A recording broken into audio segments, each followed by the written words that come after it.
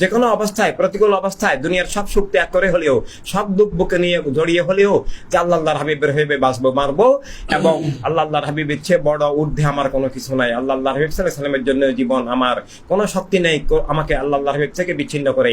দিন মিল্লাতের দায়িত্ব থেকে বিচ্ছিন্ন করাই আল্লাহর হাবিব সাল্লাল্লাহু আলাইহি সাল্লাম থেকে বিচ্ছিন্ন করা। এভাবে বাতিলের বিরুদ্ধে সংগ্রাম থেকে সরে যাওয়াই, অজুহাত দেখানো, অন্য কিছুতে জীবন নিমজ্জিত হয়ে যাওয়াই মুনাফিকি, আল্লাহর হাবিব সাল্লাল্লাহু আলাইহি সাল্লাম থেকে বিচ্ছিন্ন হয়ে যাওয়া। আমাদের সাহাবায়ে কেরামের অভাব অনটন, সমস্যা সংকট আমাদের চেয়ে বেশি ছিল, খাদ্যের অভাব থেকে শুরু সবকিছু, শত্রুও আমাদের চেয়ে বেশি ছিল, অবস্থা অনেক বেশি কঠিন ছিল, কিন্তু তারা প্রেরণাকে কোনোদিন কেউ অজুহাত দেখান নাই, কেউ কোনো অজুহাত দেখান নাই। আজকে কোটি টাকা এক কাপড়ে সব ছেড়ে চলে গেছেন, হিজরত করে গেছেন, কিছুই নাই, একবেলার খাবারও কিছুই নাই। এভাবে প্রেরণার সাথে অন্তরীণে 3 বছর সাহাবায়ে কেরাম ছিলেন মক্কায়। কি কঠিন, মানে সাহাবায়ে কেরামের কাছে বেচা বিক্রি নিষিদ্ধ ছিল, খাবার দেওয়া নিষিদ্ধ ছিল, পানি দেওয়া নিষিদ্ধ ছিল, ওনাদের সমাজে লোকালয়ে বাজার সাজারে আসা নিষিদ্ধ ছিল। মানে কি কঠিন অবস্থা, যা ভাষায় আনা যাবে না, অবর্ণনীয়।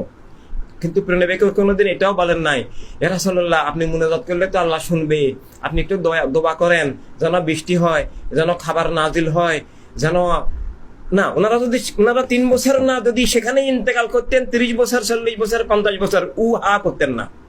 যে প্রণবী আছেন, প্রণবীর সদব্য, প্রণবী দেখতেছেন, আল্লাহ দেখতেছেন, মানে কোনোদিন অভিযোগ করেন নাই যে ইয়া রাসূলুল্লাহ অনেক কষ্টে আছি, আমাদেরকে উদ্ধার করেন, কোনোদিন বলেন নাই, কোনোদিন বলেন নাই। মানে কিছু নাই, খাবার নাই, কিছুই নাই।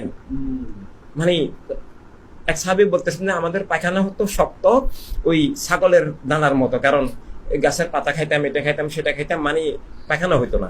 7-8 দিন 10 দিনে একটা হইতো ওই ছাগলের বড়ির মতো, এরকম। উহা করেন নাই।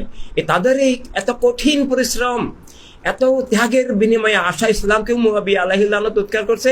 এখনো মুয়াবিয়া জীবিত, মুয়াবিয়া এখনো কায়েম, এখনো মুয়াবিয়ার ধারা ইসলাম হিসাবে চলতেছে, আহলে সুন্নাত জামাতের নামে চলতেছে, তরিকতের নামে চলতেছে। এগুলাই মাদ্রাসা মসজিদ খানকা নিয়ন্ত্রণ করতেছে।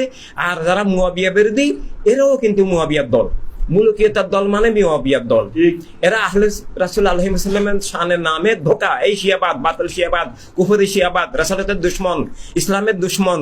এই আজকে ফিলিস্তিনে গাজায় যে সমস্যাগুলো হচ্ছে, মানে এদের জন্য ইরান দায়ী। ইরানের উস্কানিতে হামাস এগুলো করছে। হামাসরা ইরানের প্রতিষ্ঠান, হেজবুল্লাহ নামে যেটা আছে এটা ইরানের প্রতিষ্ঠান। এভাবে মানে লেবাননে এগুলো ইরানের প্রতিষ্ঠান। এইভাবে এরা কিন্তু এরা মুনাফিকি করে পৃথিবীতে সক্রিয় আছে। এরা দেখায় এরা ইসরায়েল বিরোধী, ইসরায়েলের বিরুদ্ধে যুদ্ধ করতেছে, বাস্তবে ইসরায়েলকে ওরাই বাঁচিয়ে রাখছে। এভাবে মানে প্রতারণা, ধোঁকা, শিয়াবাদ মানে ধোঁকা, প্রতারণা।